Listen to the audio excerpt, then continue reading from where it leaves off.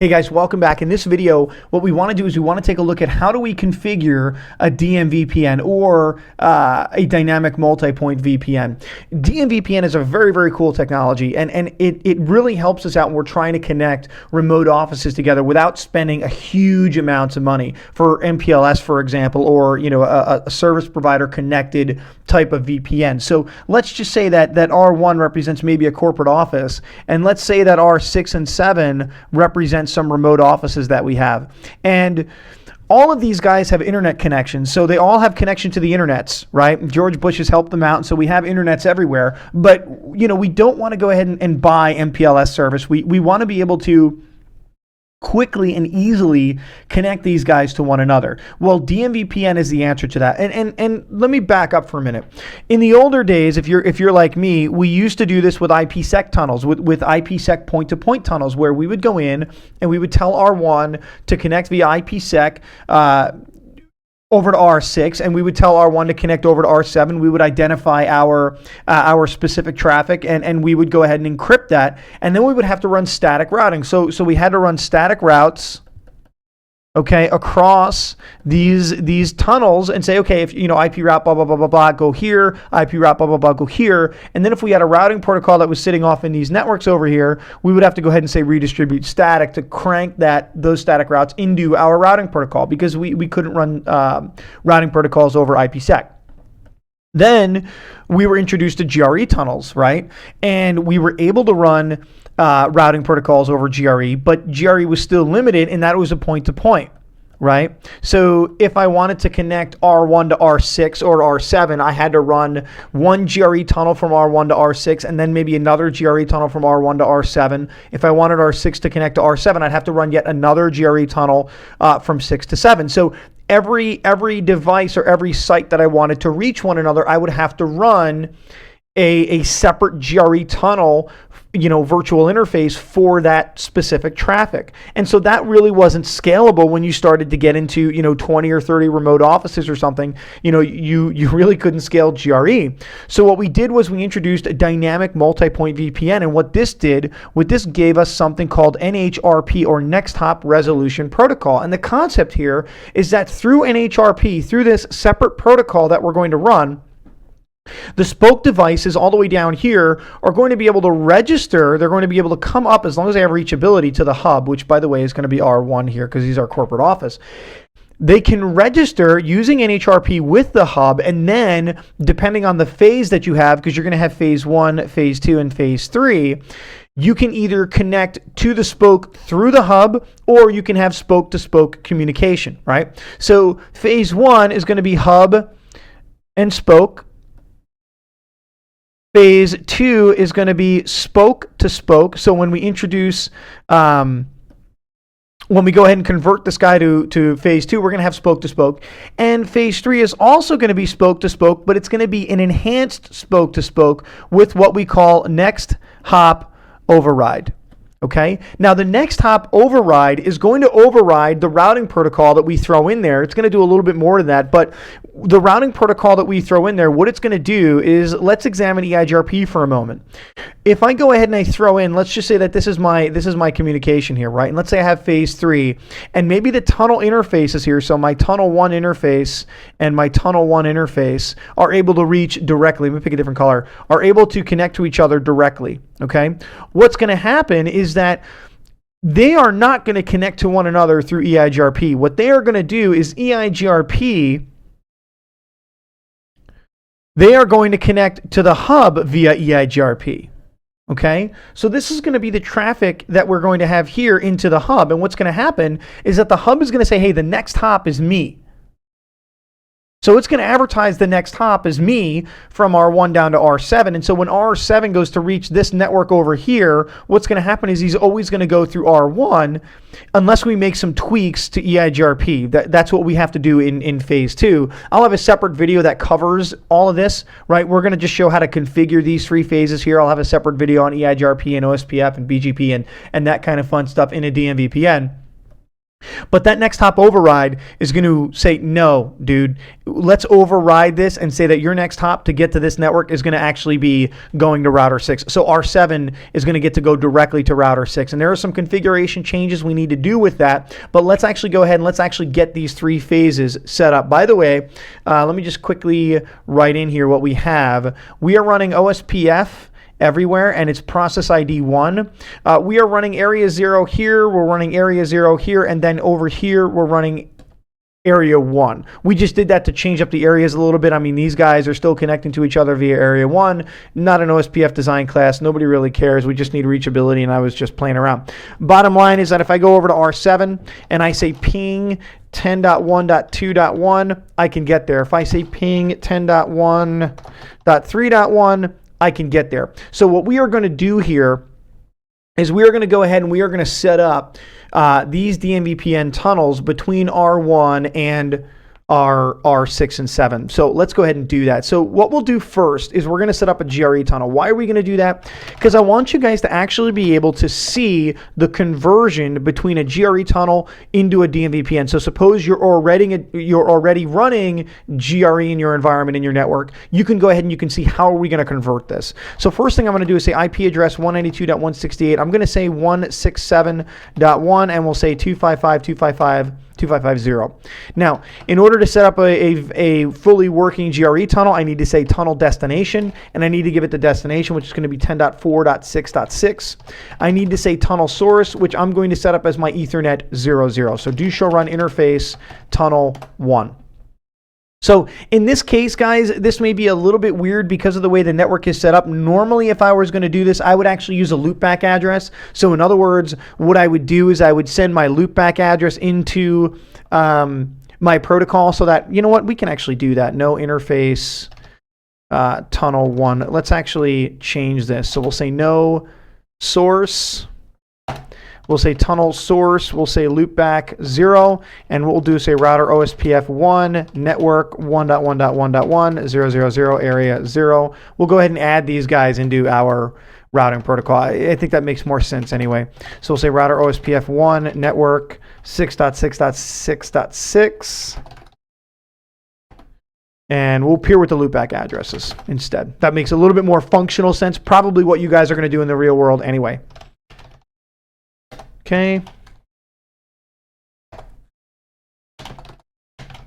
Oops. Alrighty, let's fix this. We'll go ahead and say 0. Okay, do show IP route OSPF, and let's say do ping 1.1.1 source loopback 0.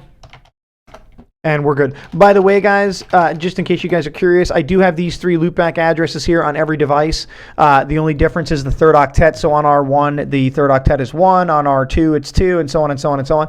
We're going to use those for reachability purposes when we get to our routing protocol. So now what we'll do, let's say do show run interface tunnel 1. And so what we are going to do is change this.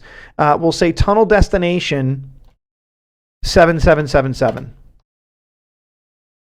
Okay, so we're going to pair with the loopback addresses now. Okay, let's head over to, actually, this was supposed to be 6.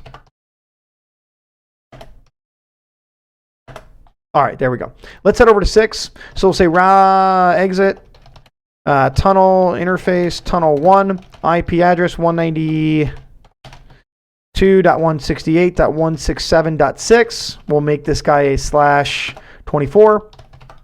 Tunnel destination, the loopback address of R1, and we'll say tunnel source, and we could go in and we could say loopback 0 here as well. So do show run interface tunnel 1. We could go in and we could say tunnel source loopback 0, or you could go in and you could actually give it the IP address as well if I wanted to.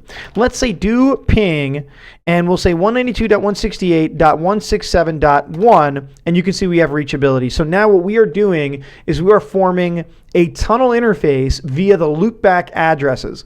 But again, this is GRE technology. So if I want to form another tunnel, if I want to connect to R7, R1 has to come in and form another tunnel. So I would need interface tunnel 2 in order to connect over there. By the way, interface tunnel, let me exit out of here for a second. Interface tunnel and hit the question mark. You know, you can start with 0 if you want. Some guys may be wondering why I'm starting with 0 or why I'm starting with 1. You know, something inside me just says don't do that. You can certainly do it if you want. I have done it in the past. It does work. I just, something inside says don't use 0. So I always start with 1. So now at this point, I do have a fully functional GRE tunnel between R6 and R1. And again, I'm forming with the loopback. So it doesn't matter what path I take to get over to R6. That protocol, that address is being advertised into OSPF, and I can get there regardless what physical path I might take. Okay, I was going to do it that way, but after looking at this, I decided it wouldn't make design sense, and it just ate up my my OCD. So now let's take a look at how do we convert this guy to a DMVPN. In other words, you guys are already running a GRE tunnel in your network to connect your remote offices. How can I convert this to a DMVPN? What can I do? Well, it's actually easier than you might think. First thing we need to do is we need to remove the tunnel destination. Why are we going to do that? Because we are no longer, at least from the hub's perspective, going to statically connect to a static neighbor. We are no longer going to be pointed directly towards a neighbor. We are not going to tell R1, always connect to R2. R1 is going to now become a dynamic hub. So R1 is going to connect to essentially anybody that has the right information, okay? So what I'm going to do now is I'm going to say tunnel mode, and what I need to do is I need to go into GRE. And if I go into GRE, you're going to see that I can change the mode of my tunnel interface to a multi-point. This now allows me to say, hey, your interface is no longer a point-to-point, which is the default. It is now a multi-point. Okay, you can see that now the state comes up, even though we're not going to have a fully functioning DMVPN, the state does come back up, the protocol, whereas here, when we took off the destination, it went down right away. Okay, now what we need to do here is we need to activate this NHRP protocol that I was talking about, and the way that we do that is by setting a network ID. So I can go in and say IP NHRP and say network ID and say 1. I can just pick a number. So if I just hit the question mark here, I just need to give it an identifier. Now, in a single hub environment, which is what we are going to run in this video, the network ID is a locally significant value that doesn't matter. So in other words, it just needs to be there to activate NHRP. We're not actually going to really use it. The only time we're going to use it is when we have a dual hub environment, which we'll tackle in another video. All right. Do show run interface tunnel 1, and you can see now that I have a fully functional tunnel interface. Okay. Do show DMVPN. I have no registrations. I have nobody that's coming to me saying, hey, you know, R1, can we have you know, an NHRP relationship? No, doesn't happen because we haven't fully configured R6. Do show run interface tunnel 1. What we need to do is we need to add NHRP to this interface. Remember that in a phase 1, we only have hub to spoke communication, meaning that R6 is going to be able to reach the other spoke, but it has to be through the hub all the time. There's never going to be anything else. Whereas in phase 2 and 3, the first packet is going to traverse the hub.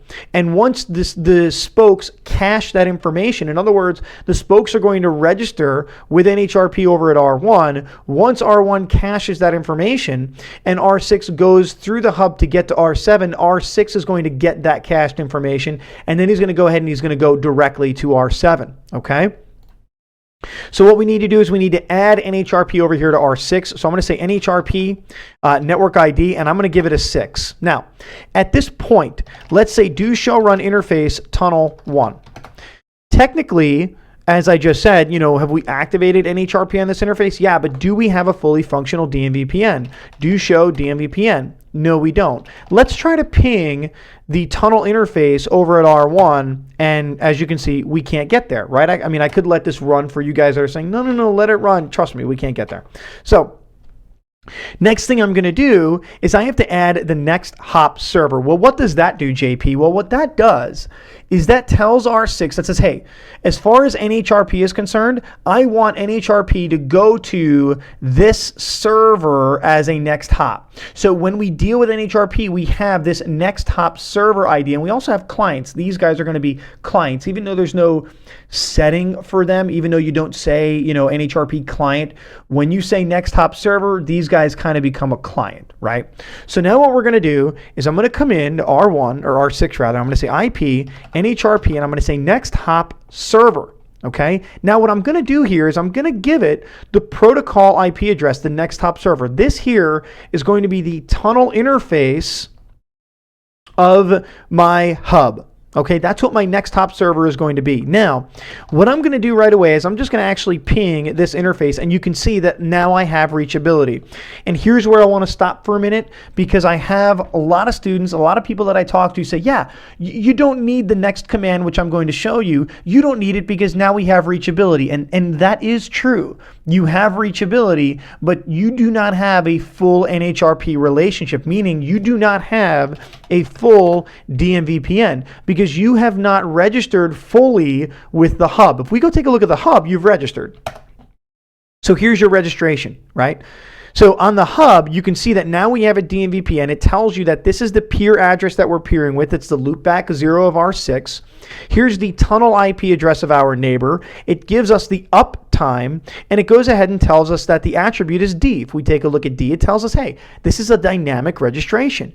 However, on R6, I have nothing. I have absolutely 0 because we have not fully configured this interface. What we need to do is we need to give this guy an NHRP mapping. So what I'm going to do is I'm going to say IP NHRP map, and I need to give it the IP address. So in other words, who am I mapping to? Who's my next hop server? Well, my next hop server is the hub. I hit the question mark here and it asks, okay, what is the NBMA address? In other words, NHRP needs to know, how do I get to this address? Where do I go? What is the IP address that I need to get to in order to get to this tunnel address? And so what I'm going to do is I'm going to add the physical address or the NBMA address of R1, which is going to be the loopback address of R1. Do show run interface tunnel 1. So now we should see a fully functional DMVPN. We should see a full NHRP registration with the hub, right? Because we have our network ID, which activates NHRP. We tell NHRP, look, your next hop server is going to be the hub, and then we map that command with the physical NBMA address. We say, look, in order to get to this address, go to this address, okay? So if I say do show DMVPN now, we're going to see that we have the peer address of R1, we have the tunnel address of R1, and we also have a static mapping. Now here's where, again, some people get confused, is that this static mapping is always going to be there, okay? No matter what, it's always going to be there because you have a next hop server address with a mapping. It's actually not this destination command, because we're going to strip this out in the next phase. Because you have a next hop server telling R6 to statically register with the hub, this is always going to be static. What's not going to be static is your spoke-to-spoke communication. So what we're going to do is we're going to copy this, and we're going to paste it on an R7, and we'll just change the things we need to change. We'll say IP address, and we're going to say 192.168.7, because you can see it's barking at us already. Okay, and we'll say shut. No shut. Okay. Do show run interface tunnel 1. Let's actually check this out. So now we have a state that changed to up. We have, that's the right address. That's going to be the right mapping. Let's change the network ID as well, even though it doesn't need to match and it matches here. That's okay. We'll change it. And let's actually see. Let's say do show DMVPN. And you can see we have an up status, right? So here's our hub address, here's our tunnel address, and here's a static mapping. Let's go check out R1. You can see that R1 now has 2 dynamic mappings going towards R6 and R7. So here's our hub address. So here's the interface we're peering with, and then here's the tunnel address. So let's go to R7. Let's say do trace, and we're going to say 192.168, and we're going to do that was ourselves, and we'll do to .6. .6 is the tunnel interface that is connecting our to to R6. And you can see we can get there, but we always have to traverse the hub, right? We always have to go through the hub in order to actually get there. Let's convert this now to a phase 2. So in other words, let's tell R7 that in order for him to get to the other spoke, which is R6, let's tell him that he doesn't always have to go through the hub. Let's allow him now to create a dynamic tunnel on his own going to the spoke. And what that means is, let's make R7, let's say do show DMVPN, let's make R7 create a dynamic tunnel on his own. And all we have to do here, this is actually pretty cool. Let's say do show run interface tunnel 1. All we are going to do is we are going to first go into the tunnel interface, which we are in already, but it doesn't hurt to double check. So we'll say we'll strip off the tunnel destination, and all I'm going to do is change the tunnel mode just like we did on R1. Do show run interface tunnel 1. So you can see that once I do that, the tunnel comes right back up again, right? So now we've changed the tunnel mode to GRE multipoint. Let's go over to R6 and do the same exact thing. So we'll go in here and I'm going to say no tunnel destination. So in other words, I'm going to strip off that static destination going towards the hub, and I'm going to say tunnel GRE or tunnel mode GRE multipoint, and it should come right back up. Let's say do show DMVPN. You can see that we have a static mapping over to R1. So let's say do trace, and let's go over to R7. Now, the first packet has to traverse the hub. So you can see that we did go through the hub, but let me just up arrow once and hit enter. You can see that now we've actually gone through nobody. We've gone directly there. Let's say show IP NHRP. And let's hit enter. You can see that now we have cached information in our NHRP database to be able to go directly towards the spoke. So it tells us, hey, when I want to go to 192.168.167.7, which is the tunnel interface over on R7, I can go to the non-broadcast multi-access address of 7.7.7. So if I want to get there, I can go to this address. So now R6 has picked up that cached information that was over on R1. Okay, so now here's that cached information that was over on R6. R6 knows in order to get to the tunnel interface of R6, go to this address. Remember, this is the NBMA address. This is a loopback. It may not be a loopback in your case. In your case, you know, you may not have a network that looks like this. You may just have one edge router with one connection out to the ISP, and that may be the physical interface. So in your case, maybe it would be 10.4.6.6. I'm just peering with the loopback because I can, right? Whenever you can peer with a loopback, you should, because in the case of R1, technically speaking, if I shut down Ethernet 0.0, these routers should still be able to get to Ethernet 0.1 through other means, right? So it still should work technically, right? So now let's go over to R7, and I want to say do show IP NHRP. And HRP, and you can see that R7 has also picked up the cached information. So he has his own, but he also now has the cached information that's going to go over to R6. So he knows how to get to R6. Now, to convert this guy to a phase 3, again, phase 3 is going to be more for when we deal with routing protocols, which we'll get to in the next video. When we throw a routing protocol at this like EIGRP, we need this next hop override, because in a phase 2, we have to tweak the routing protocol a little bit to actually get it to work, and we don't like that, right? We want to be able to actually have the routing protocol function just kind of raw, just kind of simple and easy. We want NHRP to do the work, and so in order to do that, we have to allow this next hop override. So I'm going to say interface tunnel 1, and all I'm going to do here is I'm going to go in and I'm going to say IP NHRP shortcut.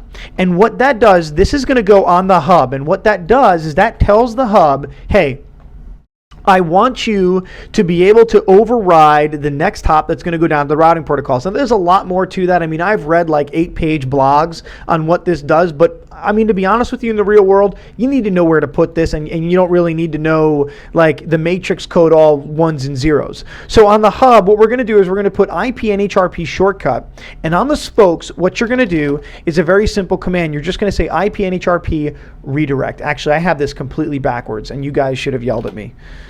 Let me remove this. This is going to be IP NHRP redirect. When I actually went to go configure it, the flag raised in my brain.